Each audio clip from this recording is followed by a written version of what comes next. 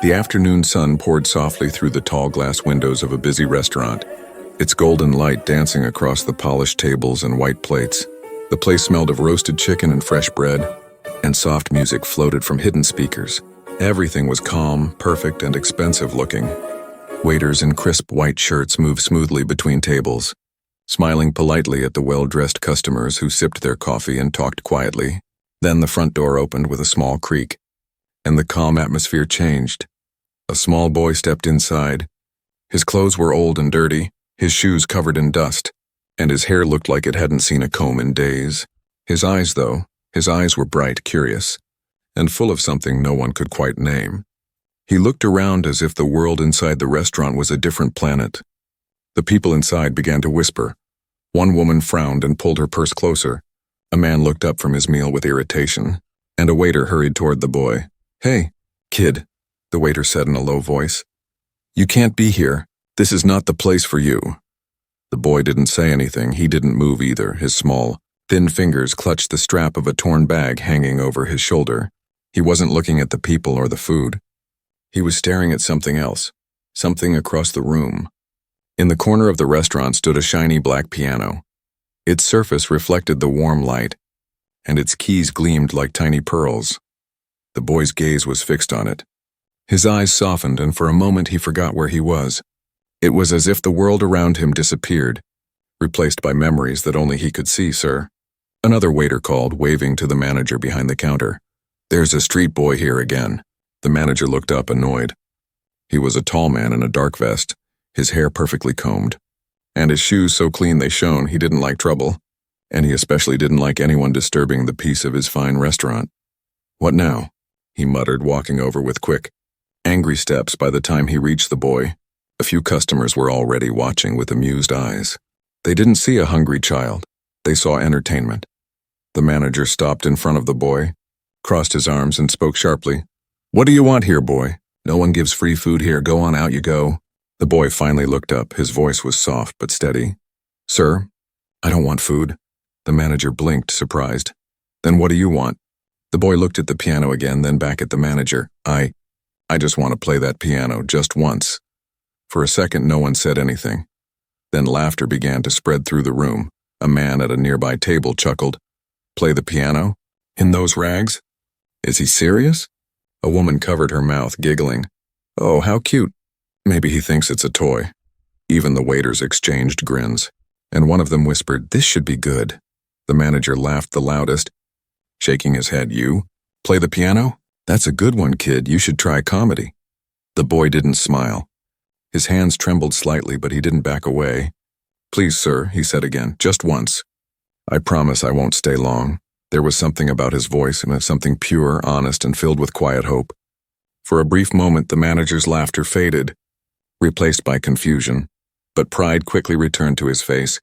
He looked at the people around him, who were all watching now, and grinned. "Fine then," he said loudly. "If that boy can actually play the piano, I'll kneel right here in front of everyone." The restaurant filled with laughter again, but the boy only nodded. He didn't argue or look afraid. He just kept his eyes on the piano. At that moment, something subtle changed in the air. The light from the window caught on the piano's surface, making it shine brighter. The boy took a slow step forward, and even though his shoes made no sound, everyone seemed to hear his movement. The waiter standing near the counter whispered, "You think he can really play?" Another one shrugged. "No way, he's probably bluffing. But this will be fun to watch." As the boy walked toward the piano, his small reflection appeared on its glossy surface. His fingers twitched nervously as if they remembered something from long ago. The laughter behind him still echoed, but he didn't turn around. The manager folded his arms again, confident that the boy would just bang random keys and embarrass himself. The customers leaned in, ready to enjoy the show, but the boy didn't rush. He stood quietly in front of the piano for a few seconds, staring at it like it was something sacred. His lips moved, whispering something no one could hear. Maybe a prayer, maybe a name. Then slowly, he lifted the piano lid and placed his hands gently on the keys. The entire restaurant went quiet. Even the sound of glasses clinking stopped. Everyone waited for the first note. The boy took a deep breath, closed his eyes, and for that moment the world seemed to hold its breath with him. Little did anyone know, in the next few seconds, every person in that restaurant would witness something they would never forget, and the manager who had just laughed would soon eat his own words right there on his knees. The manager stood with his arms crossed, still smiling in disbelief. He had seen all kinds of people come through his restaurant, rich businessmen, loud families, even struggling musicians who came begging for work. But never before had a street boy walked in asking to play the piano. To him it was funny, almost ridiculous. The other waiters tried to hide their laughter, but the grins on their faces gave them away. The manager leaned closer to the boy, his voice dripping with sarcasm. "So, little Mozart, you really think you can play? Do you even know what that thing is?" He pointed at the piano and chuckled. The boy looked at him without blinking. His brown eyes were calm but filled with quiet determination. "I can play," the boy said softly. "My mother taught me." The room burst into laughter again. A man at one of the tables nearly spilled his drink. "His mother taught him?" he said, wiping his mouth. "Maybe on cardboard keys." Another voice joined in. "Or maybe he plays on a broken box in the street." The laughter echoed around the restaurant, bouncing off the glass walls and shiny floors. Even the chef peeked out from the kitchen door to see what was going on. The sound of laughter mixed with the smell of roasted garlic and bread. But the boy didn't laugh. He didn't even flinch. He just stood there, small and thin, his hands gripping the edge of his torn jacket. For a moment, the manager felt a tiny tug of guilt, something small and unfamiliar, but he quickly pushed it away. He couldn't afford to look weak in front of his customers, not when they were all watching him. He puffed his chest and said loudly, "All right then, let's make this interesting." The customers leaned forward, curious now. "If this boy can really play something that sounds like music," the manager said with a grin, "I'll kneel right here on this floor." The entire room erupted into laughter again. One of the waiters clapped his hands. "You heard the boss," he shouted playfully. "He'll kneel." The laughter grew louder. Some people even pulled out their phones to record what they thought would be a funny moment. But through all the noise, the boy stayed quiet. His small face remained serious. He didn't look at the laughing people or the smirking manager. His eyes were fixed only on the piano. It was as if he didn't even hear them. The manager shook his head. "Come on, kid, don't just stand there. You said you could play? Prove it." The boy nodded slowly. "Can I?" he asked. "Really?" Yes, go ahead," the manager said impatiently. "Let's hear what you've got." The boy took a step toward the piano. His steps were light, almost hesitant. His old shoes made soft squeaking sounds against the polished floor. The room grew quieter now, but the silence was still filled with disbelief. A waiter leaned close to another and whispered, "He's going to embarrass himself." "Watch," the other nodded. "And when he does, the boss will throw him out for good." But the boy wasn't listening. He reached the piano and ran his fingers lightly over the black wood. It was cold and smooth under his skin. He felt a strange warmth rising in his chest, a mix of fear and love. It had been so long since he had touched real piano keys. He remembered sitting beside his mother years ago, her gentle hands guiding his small fingers as she said, "Every note has a story, my son. Let your heart tell it." The manager watched him closely, tapping his foot. "Well, what are you waiting for, kid? Do you need me to turn it on for you?" he joked, making a few people laugh again. The boy didn't reply. He took a deep breath, pulled out the small piece of cloth from his pocket, and wiped the dust off the piano keys. That simple act made a few people stop laughing. Something about the way he touched the instrument, careful, respectful, didn't match the image of a poor boy. A woman near the front whispered, "He looks like he's done this before." But her friend just shook her head. "No way, it's just an act." The manager crossed his arms again and smirked. "Go ahead then, let's see your magic."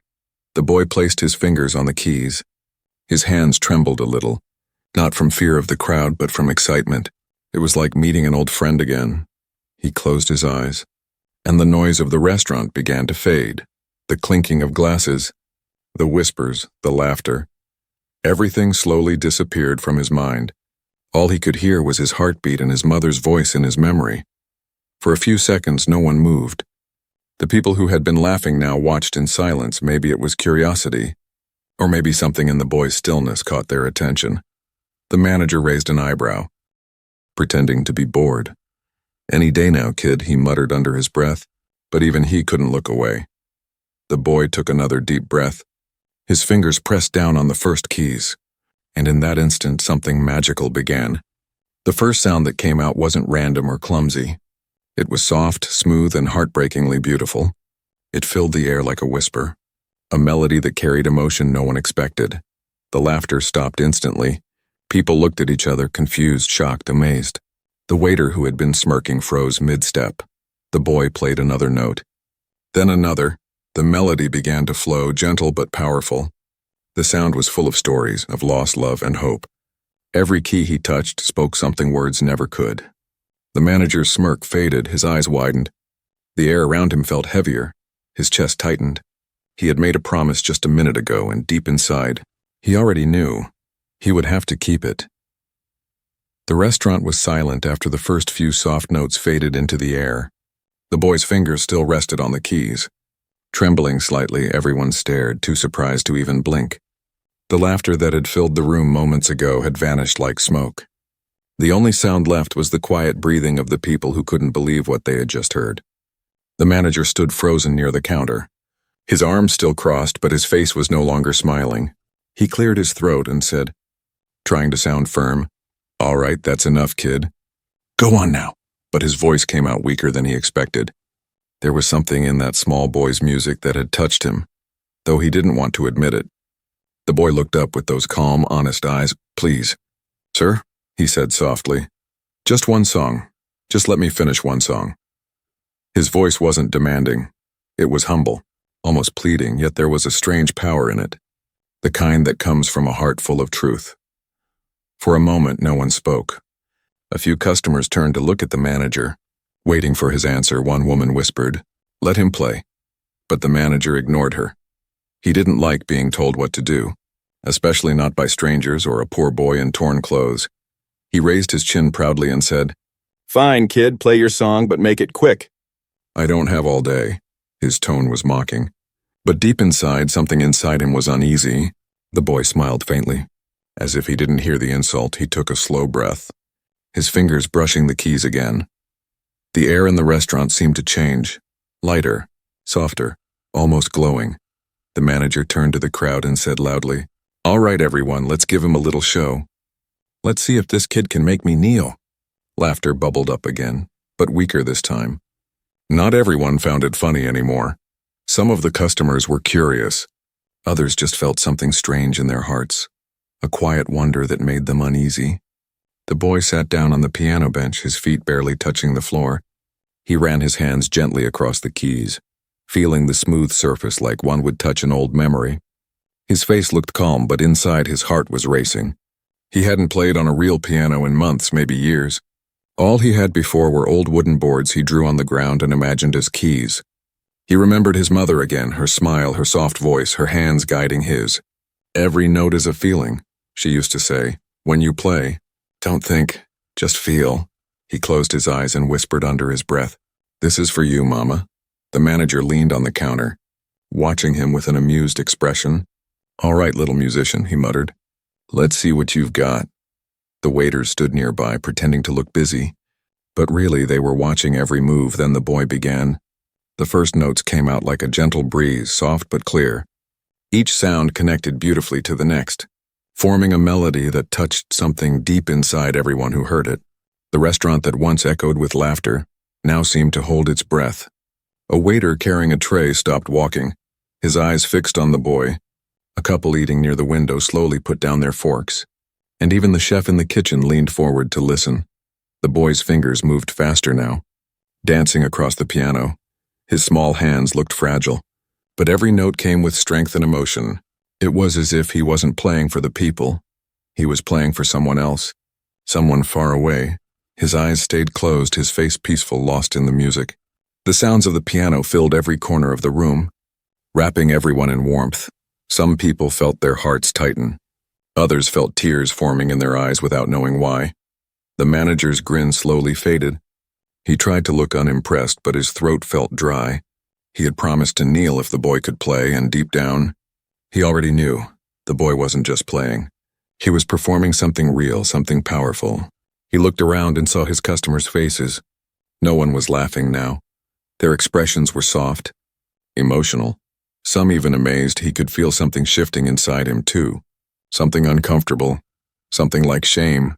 The boy continued to play, his music rising and falling like waves. Each note carried a story of love, of loss, of hope. He wasn't rich, he wasn't trained, but he played like someone who had lived through pain and learned to turn it into beauty. A woman near the door wiped her eyes and whispered, "He's not playing. He's speaking through that piano."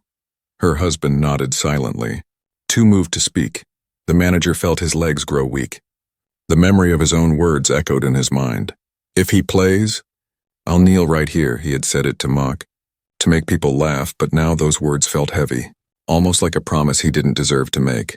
The boy reached the middle of his song, and the music grew stronger, faster. It was full of energy, like a heart beating faster and faster. Then it softened again, like a gentle whisper before sleep. The room was completely silent except for the music. No one moved, not even the waiters. Even the street noise outside seemed to fade away. The world had become just the boy and his piano. The manager swallowed hard, his pride fighting against the emotion rising in his chest. He wanted to turn away, but he couldn't. The boy's music held him still, forcing him to listen, forcing him to feel. And in that quiet, as the boy's fingers danced across the final notes, everyone in the restaurant knew something magical was happening before their eyes. This wasn't just a poor child playing a piano. It was a miracle in motion, a reminder that beauty can come from anywhere, even from the smallest hands, and the man who had laughed would soon have no choice but to keep his promise. Because no one in that room could deny the truth. The boy could play, and he was playing with his whole heart. The moment the boy's fingers touched the keys, the sound that came out was soft and gentle, like the whisper of wind through trees. It wasn't loud or showy, but it carried something deep, something that made everyone in the restaurant freeze. The laughter that had filled the air just a few moments ago died instantly. Forks stopped halfway to mouths.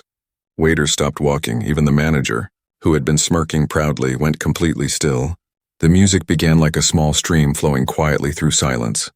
The boy's hands were small, but they moved with confidence. Each note connected to the next like a story being told without words. The restaurant, which had been full of noise and chatter, now seemed wrapped in an invisible blanket of sound. The melody was soft, but it carried emotion, sadness, longing, and something that felt like hope. People looked at one another, confused and amazed. A man at the front table leaned closer, whispering, "Is this real?" His wife nodded slowly, her eyes wide. The boy wasn't just pressing keys at random. He was playing beautifully, his timing perfect, his rhythm natural, his emotion raw and pure. The manager's face turned from amusement to shock. He had expected random noise, something to laugh at. But what he was hearing was music, true music. The boy's fingers glided over the keys as if they had done it 1,000 times before. His body swayed slightly, his eyes closed, and for that moment, he looked lost in another world. The melody grew stronger, fuller, filling every corner of the restaurant. It wasn't the kind of song people usually heard in fancy places. It was too real, too emotional. It spoke directly to the heart. Each note seemed to carry a piece of the boy's life.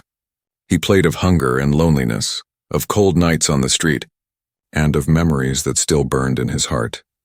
But underneath it all, there was warmth, a kind of light that refused to die. The restaurant became completely silent. The clinking of glasses, the hum of conversation, even the noise from the street outside, everything disappeared. There was only the sound of the piano and the small boy who played it like he was speaking to someone he loved. The manager swallowed hard.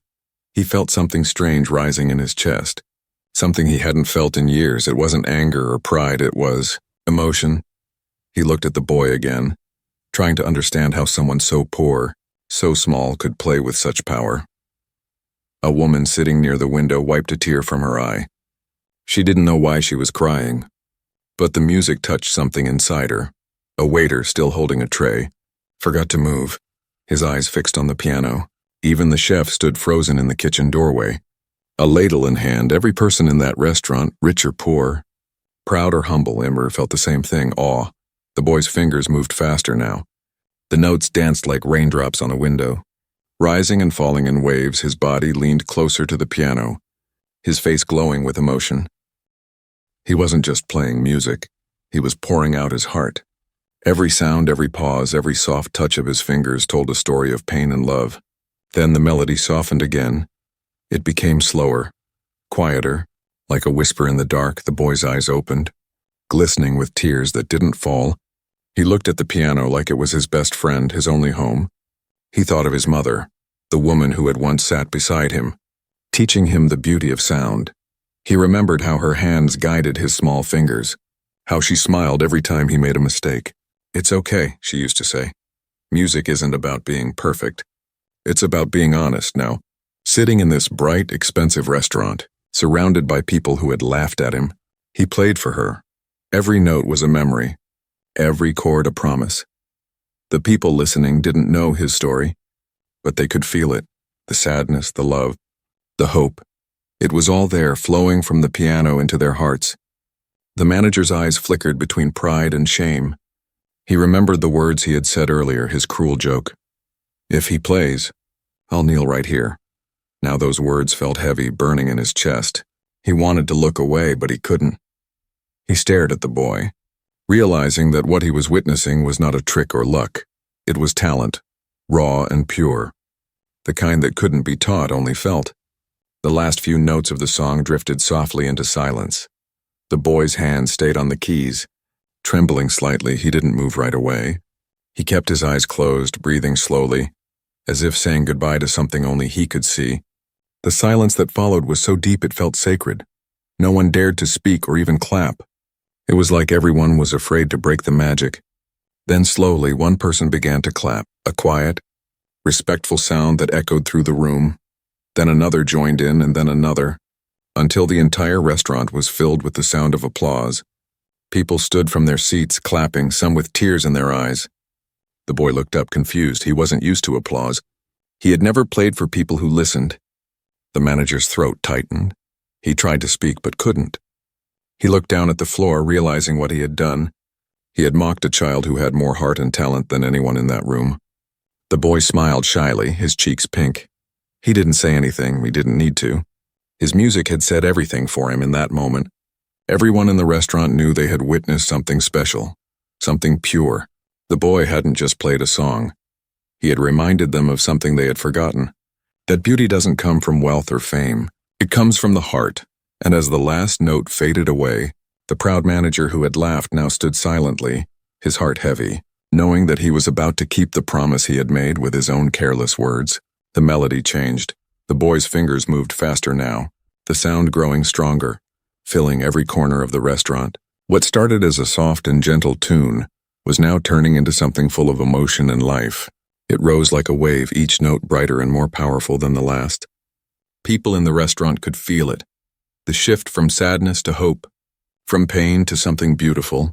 It was as if the music was speaking directly to their hearts, telling them a story without using a single word. The boy's face showed it all. His eyes closed, his head slightly tilted, his lips trembling as if he was remembering something dear. Each note carried a piece of him, of his struggles, of his dreams. The sound wrapped around everyone in the room, and no one could escape it. A woman sitting near the piano pressed her hand to her chest. Tears running down her face. She had come for lunch, but now she sat there, crying quietly. Not from sadness, but from the strange beauty of what she was hearing. At another table, a man who had laughed earlier now sat frozen, his eyes fixed on the boy's moving hands. His wife whispered softly, "Do you hear it? It's like he's telling a story." The man nodded slowly, unable to speak. The waiters who had once mocked the boy were no longer smiling. One of them stood near the counter, his tray shaking slightly in his hands. He didn't know why, but the music made him feel small, like he was standing in front of something pure, something he didn't deserve to interrupt. The chef peeked out again from the kitchen. His eyes wide, he leaned against the doorway, listening quietly. Then he whispered a small prayer under his breath, as if the sound of the piano had touched something spiritual inside him. The music rose higher, sharp, fast notes like a storm passing through the sky. It spoke of anger, of struggle, of loss. It was wild and free, like a heart fighting against the world.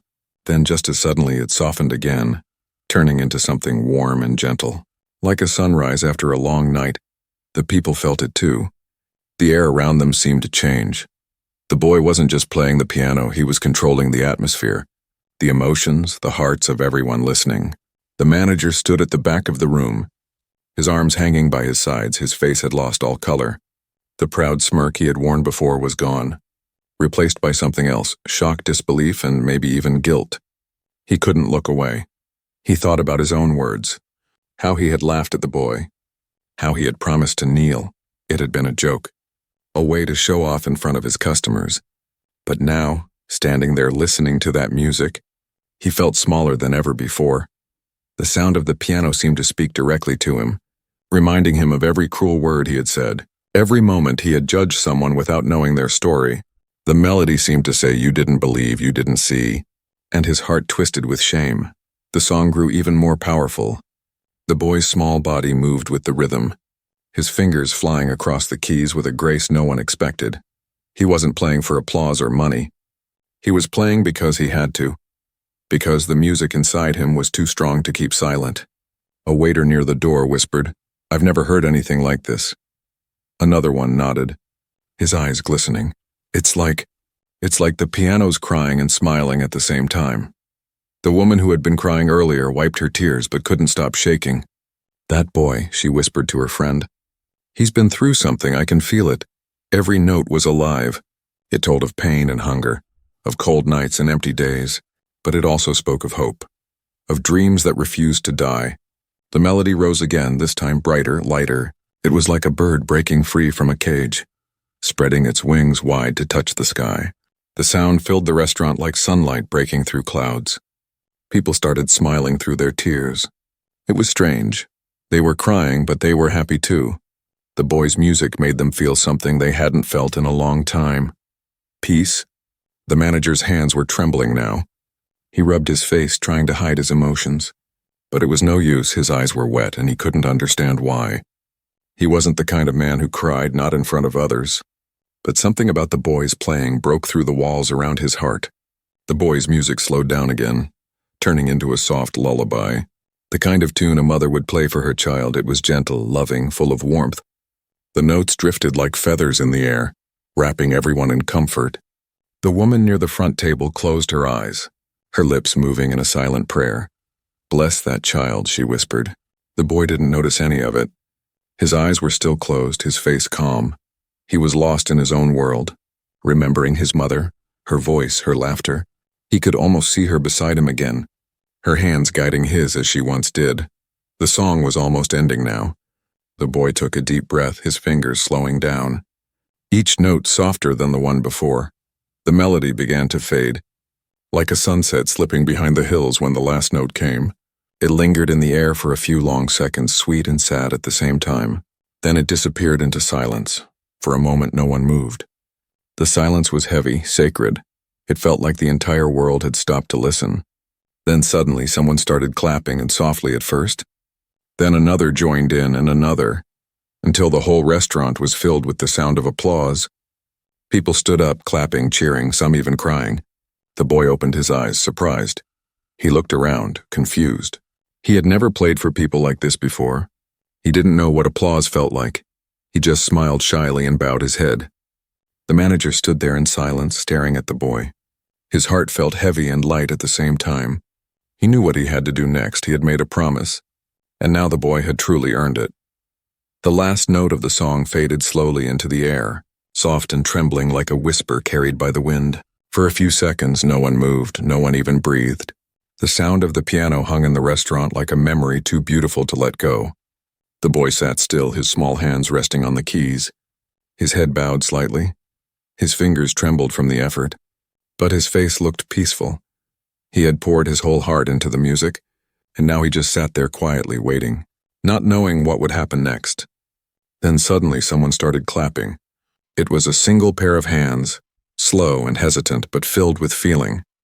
A man near the front table had tears in his eyes as he kept clapping. Then another person joined in, and another, and soon the entire restaurant was filled with the sound of applause. The noise grew louder and louder until it echoed through the walls. The boy looked up, confused. His wide brown eyes searched the crowd. He had never played for applause before, never for people who listened. He was used to street corners and train stations, where people just passed by without noticing. Now they were standing, clapping, cheering for him. A woman near the front wiped her tears and whispered, "Bravo, little one, bravo." Another man stood and nodded with respect. "That was real music," he said softly. The waiters were no longer laughing. They clapped too, their faces red with embarrassment. Remembering how they had mocked him just a short while ago, the chef came out from the kitchen, still wearing his white apron, and joined the applause. He looked at the boy and smiled proudly, as if the child was his own. But among all the people clapping, one man stood still, the manager. He didn't move, didn't clap. He just stared at the boy. His heart was pounding hard in his chest, and his mouth had gone dry. He remembered his own words clearly, the ones that now felt like heavy stones in his stomach. "If he plays the piano, I'll kneel right here," he had said. Everyone had heard it. He had laughed when he said it, never imagining that this small, dusty boy could actually play like that. But he had. The boy hadn't just played. He had performed with a soul so deep that it left everyone speechless. The manager tried to smile, but it didn't come. His pride was fighting a battle with his heart. His mind screamed, "Don't do it, you're the boss, everyone's watching." But something inside whispered, "You made a promise." He looked around and saw the faces of his customers. They were no longer looking at the boy, they were looking at him, waiting. Expecting him to keep his word, the room grew quiet again. The applause slowed as people turned toward the manager. The air became thick with silence. Everyone knew what he had said earlier, and now they were waiting to see if he meant it. The boy sat quietly, still near the piano. His eyes full of innocence, he didn't say anything. He didn't demand anything, he just watched, curious. The manager swallowed hard, his legs felt weak. His pride wanted him to walk away, to laugh it off, to pretend it was all just a joke, but deep down he knew it wasn't. The boy's music had reached something inside him that pride couldn't protect anymore. He took a slow step forward, then another. His shoes clicked softly on the floor. The sound echoed through the silent restaurant. He stopped right in front of the boy. His chest rose and fell as he took a deep breath. He looked down at the piano, then at the boy, then around the room. "I said I'd kneel if he could play," he muttered quietly. His voice cracked a little. He closed his eyes for a moment, then bent his knees, and there, in front of everyone and his staff, his customers, his pride, the manager knelt. A gasp went through the restaurant. People couldn't believe what they were seeing. The proud, strict man who never bowed to anyone was now kneeling before a poor boy in torn clothes. For a second, no one spoke. Then the silence broke again, this time not with laughter, but with applause, louder and stronger than before. The boy's eyes widened in surprise. He didn't understand why this man was kneeling, but he felt something change in the air, something warm and kind. The manager lowered his head and said softly, "Forgive me, son, I was wrong. You play better than anyone I've ever heard. I laughed at you, but you showed me what real talent is." His voice shook with emotion. The boy didn't know what to say. He looked around, shy and confused, and finally whispered, "Thank you, sir." A few people had tears in their eyes again. A woman near the window said quietly, "That boy taught us all a lesson today." The manager slowly stood up, his face red not from embarrassment but from humility. He turned to his customers and said, "I was wrong to laugh. This boy deserves respect, and from today, he'll always have a place here anytime he wants to play." The people clapped again, cheering for both of them now. The boy who played with his heart and the man who had the courage to admit his mistake. The boy smiled for the first time, a small, shy smile that made him look younger. He didn't need fancy words or big promises. The moment was enough. The manager placed a gentle hand on the boy's shoulder. "You've got a gift," he said. "Don't ever stop playing. No matter what people say." The boy nodded, and for a brief moment, they just stood there. Two people from completely different worlds, connected by a single song, the restaurant. Once full of noise and pride was now filled with something else. Respect, kindness, and the quiet sound of hearts changing. That day, everyone who sat in that room knew they had witnessed something rare. Not just a performance, but a miracle of humility and talent. And as the boy left the piano and walked out into the bright afternoon light, the people inside kept clapping, not just for his music, but for the lesson he had taught them all. And somewhere deep inside, the manager silently promised himself he would never laugh at another dream again. The restaurant was completely silent. Not a single sound came from the tables or the kitchen. The air was heavy with emotion, and everyone's eyes were fixed on the manager. They had all heard him laugh before, all seen his pride, and now they were watching something no one ever expected. The man who never bent for anyone, who ruled his restaurant with a loud voice and hard rules, was standing still, looking down at the little boy who had changed everything with just a song. He took a slow breath, and for the first time that day his voice was calm. "I said I would kneel if he could play," he whispered. The words felt strange now, almost painful, because they reminded him of how cruel and arrogant he had been. He looked at the floor, then back at the boy, who was still sitting quietly by the piano. His small hands resting on the keys, the boy looked nervous. He didn't understand what was happening. He had only wanted to play a song, not to embarrass anyone. His wide brown eyes watched as the manager took a step forward, then another. Each step echoed softly in the quiet room. The manager stopped right in front of him. His face was pale and his lips were trembling. "Everyone heard me," he said slowly, "and I'm a man of my word." Before anyone could react, the manager bent his knees, and in front of the entire restaurant, the waiters, the customers, the boy, he knelt. The sound of his knees hitting the marble floor echoed like a promise being kept. A few people gasped. Others covered their mouths in shock. The waiters stood frozen, not believing their eyes. This was the same man who once fired a worker just for being late. The same man who shouted if a spoon was out of place. Now he was kneeling before a child. The boy's eyes widened. "Sir," he whispered softly, his voice shaking, "please don't." But the manager shook his head, his voice full of regret. "No, I have to," he said quietly. "I made a promise and you earned it. You played like an angel." He looked up at the boy, his eyes filled with tears. "Forgive me, son, I laughed at you. I thought you were just another street boy trying to cause trouble, but you have a gift, something pure, something rare." His words trembled with honesty. The boy didn't know what to say. No one had ever spoken to him like that before. Not with respect, not with kindness. He took a small step back, still confused.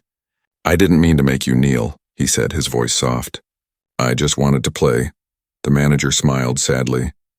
"And you did, you played beautifully. Better than anyone I've ever heard." People began to clap again. But this time it wasn't just applause. It was a moment of pure emotion.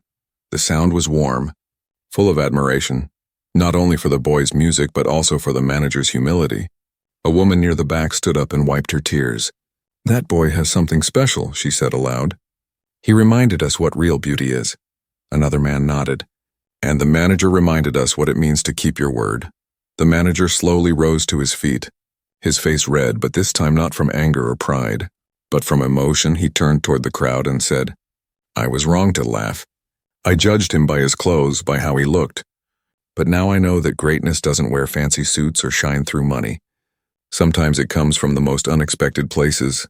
The customers nodded, some smiling, some crying. Even the waiters, who had once laughed behind the boy's back, felt ashamed. One of them came forward and placed a gentle hand on the boy's shoulder. "I'm sorry too, kid," he said quietly. "You showed us all something real today." The boy smiled shyly. "It's okay," he whispered, his voice was soft. But it carried forgiveness. He wasn't angry. He didn't care about the laughter or the words. He was just happy that he had played.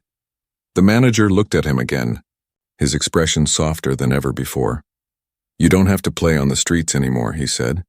"If you want, you can come here, play whenever you like. This piano will always be open for you." The boy's mouth fell open slightly. He couldn't believe what he was hearing. "Really?" he asked, his voice trembling with surprise. The manager nodded. "Yes, really, you deserve that much." At least, the restaurant filled with soft murmurs of approval. Everyone could see the change, and not just in the boy's life, but in the manager's heart. The boy looked down at the piano again. His fingers touched the keys lightly, almost lovingly. He smiled and said, "My mother used to say that music can change people's hearts." He paused and looked up, his eyes glistening. Maybe she was right. The manager swallowed hard and nodded. "She was right," he said quietly. The boy turned to leave, his old shoes making soft sounds on the floor. But before he stepped out, the manager called after him, "Wait!" The boy stopped and looked back. The manager walked up to him and said, "You're always welcome here anytime. This is your place now." The boy's eyes filled with tears, but this time they were happy ones. "Thank you, sir," he said softly. As he walked out the door, the sound of clapping followed him. It was louder this time, more heartfelt. People stood on their feet cheering for him. The sunlight outside hit his face, and he smiled wider than he had in years. Back inside, the manager turned to his staff and said quietly, "We learned something important today. Never laugh at someone's dream, because you never know what kind of miracle might be hiding inside them. The waiters nodded silently, and the restaurant slowly returned to normal. But the air felt different now, warmer, kinder. That night, long after everyone had gone home, the manager walked to the piano.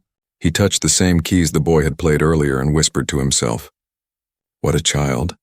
He smiled softly, remembering the music that had changed his heart. And from that day on, whenever anyone entered the restaurant, they could still feel it, a strange peace, a quiet reminder of the boy who once came in hungry and left as a symbol of hope. And every evening when the piano played, people would pause, remembering the day when music humbled pride and turned laughter into tears of admiration. The restaurant slowly returned to life after that magical moment. But something inside it had changed forever. The people still talked, the waiters still moved between tables, and the clinking of glasses began again, but now the air felt different, softer, warmer, filled with a strange kind of peace. Everyone who had been there that afternoon knew they had seen something they would never forget. The proud manager had kneeled, the little boy had played like a master, and a simple day had turned into a story that would be told again and again. After the clapping stopped, the boy stood by the piano, his small hands resting on the keys. He looked nervous, almost shy, as if he didn't understand what all the praise was for. He wasn't used to kindness. He had lived so long on the streets that applause felt like a dream. A gentle voice came from the crowd. A woman, still wiping tears from her eyes, walked closer to him. "Child," she said softly, "where did you learn to play like that?" The boy looked down at his feet. He hesitated for a moment, then spoke in a quiet voice. "My mother taught me," he said, "before she went away." The restaurant fell silent again. The woman's smile faded. "Went away?" she repeated softly. The boy nodded. "She was a music teacher. She used to play for people in small cafes. She said that music could make sad hearts feel light again. She always wanted to play in a place like this." His eyes filled with tears, but he kept smiling. "When she got sick, she couldn't play anymore. She told me to keep practicing, even if we didn't have a piano, so I used to draw keys on the ground with chalk and play with my fingers in the air." The people listening couldn't believe what they were hearing. The same boy they had laughed at minutes ago had learned to play music without even having a piano. The woman covered her mouth as tears rolled down her cheeks again. The boy continued, his voice steady but soft. "After she died, I couldn't stay at home. The landlord threw me out because we couldn't pay the rent. So I started playing on old pianos in the train station. Some of them were broken, but I didn't care. I just wanted to hear music again. It made me feel close to her." His words hit everyone's hearts like gentle waves. The restaurant, which had once been full of pride and noise, now felt heavy with emotion. People looked down, ashamed of how they had treated him at first. The manager stood behind the counter, listening quietly, his eyes glistened with tears. He had seen many rich people walk through his doors, but never had he seen anyone so small carry so much strength. He walked up to the boy and said softly, "You're a brave child, and your mother must be so proud of you wherever she is." The boy smiled weakly. "I hope she heard me play today," he said, "because this song was for her." The manager swallowed hard. "She did," he said. "I'm sure she did." The woman who had asked the question took a napkin from her table and handed it to the boy to wipe his tears. "You have a gift," she said. "Don't ever stop playing. No matter what happens." The boy nodded. "I won't," he whispered. Then the manager turned to his staff. "Bring him something to eat," he said firmly, "and make it special." The waiters hurried to the kitchen, and soon they came back with warm food, bread, soup, and a slice of cake. The boy's eyes widened. He hadn't eaten a proper meal in days. "Is this for me?" he asked in disbelief. "Yes," the manager said with a gentle smile. "You've earned it." The boy sat at a small table, eating slowly, savoring every bite. People around him smiled as they watched. It wasn't pity anymore, it was admiration. After he finished eating, the manager came and sat beside him. "Listen, son," he said. "From today, you're welcome here anytime you want. You don't have to sneak around or play in the streets.